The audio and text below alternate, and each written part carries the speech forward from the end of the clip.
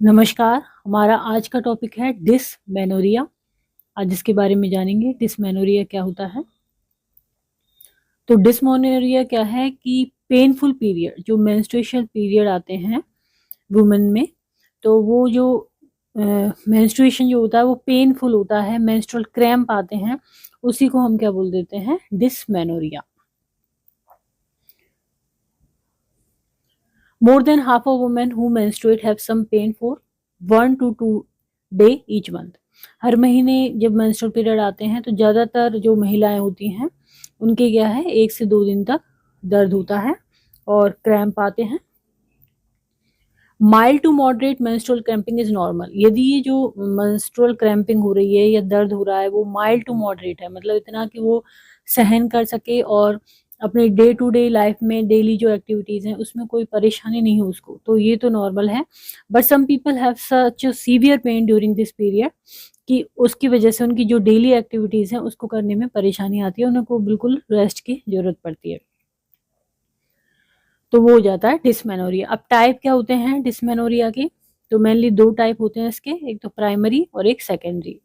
तो primary dysmenorrhoea क्या है, प्राइमरी डिसमेनोरिया का मतलब है कि क्रैम्पिंग पेन होना जो कि जो पीरियड है उससे पहले और उस दौरान, जब पीरियड चल रहा होता है उस दौरान आता है।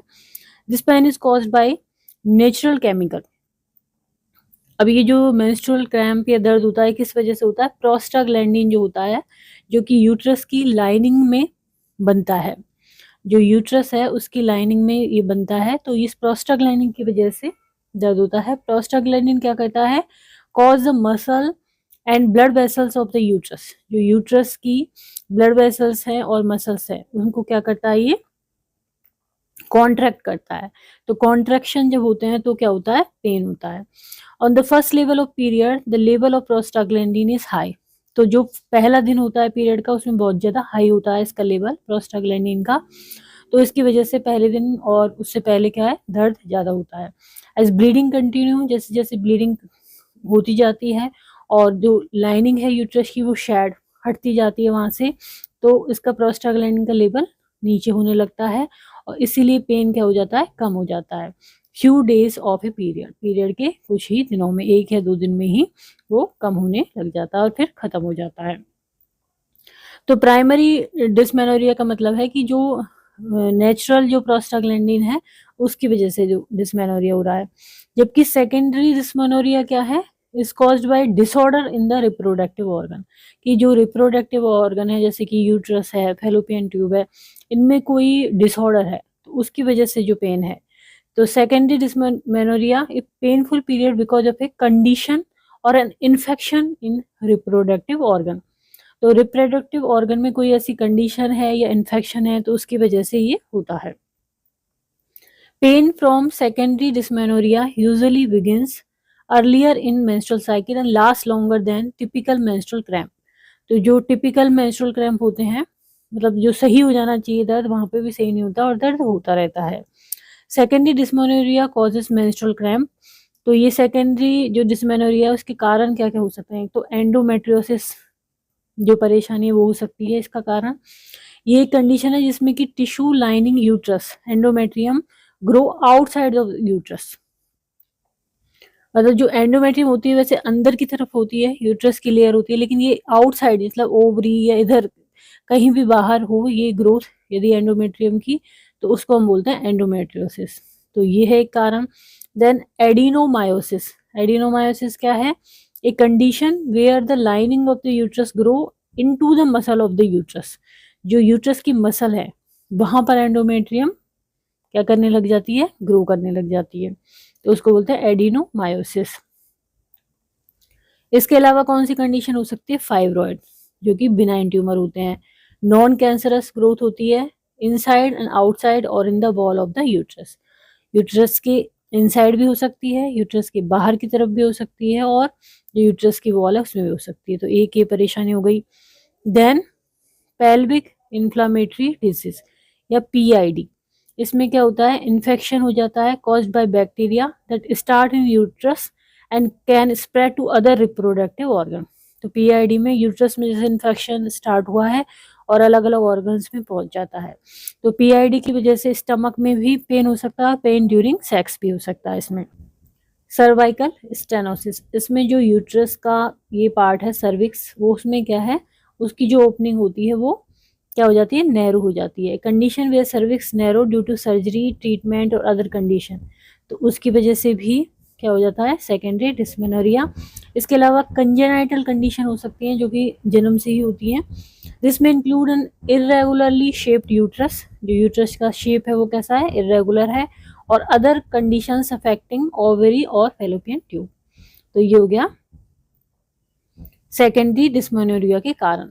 Endometriosis, adenomyosis, fibroid, pelvic inflammatory disease, cervical stenosis and congenital conditions. अब आते हैं सिम्टम। तो डिस्मेनोरिया के लक्षण क्या क्या होते हैं,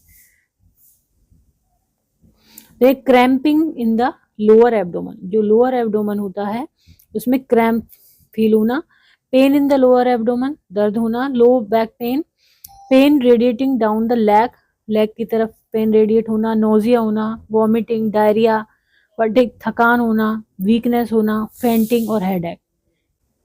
देन आता है डायग्नोसिस एंड टेस्ट, तो इसके लिए पेल्विक एग्जामिनेशन किया जाता है, अल्ट्रासाउंड, स्टेरोस्कोपी, लेपेरोस्कोपी, तो इसमें देखा जाता है कि कोई परेशानी किस वजह से डिस्मेनोरिया हो रहा है।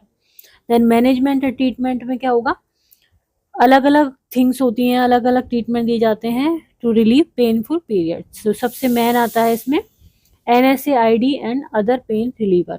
तो non steroidal anti inflammatory drugs का यूज किया जाता है और ये मेडिसिन डॉक्टर की प्रेस्क्रिप्शन पर ही लेनी चाहिए। Pain reliever called non-steroidal anti-inflammatory drugs are often the first treatment of dysmenorrhea. This include medication like ibuprofen, naproxen. They work by reducing the amount of prostaglandin. कैसे काम करती हैं ये, prostaglandin की अमाउंट को कम कर देती हैं बॉडी में और इस तरह से पेन कम हो जाता है।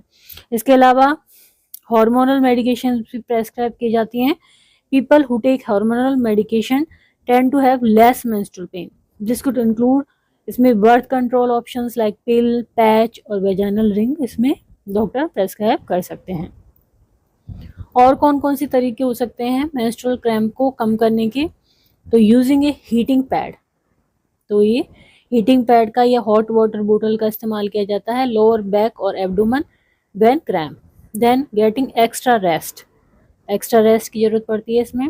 Avoiding food that contain caffeine, जैसे कि कॉफ़ी वगैरह इस तरह के फूड अवॉइड करनी चाहिए। Avoiding smoking, cigarette and drinking alcohol. Massaging lower back and abdomen. Regular exercise, people who exercise tend to have less menstrual pain, तो जो एक्सरसाइज करते हैं उनके मेंस्ट्रुअल पेन कम आते हैं। तो ये यहाँ पर डिस्मेनोरिया के बारे में हिंदी में नोट्स हैं। तो आज हमने जाना डिस्मेनोरिया के क्या सिम्टम होते हैं, क्या कारण होता है, क्या इसका ट्रीटमेंट होता है।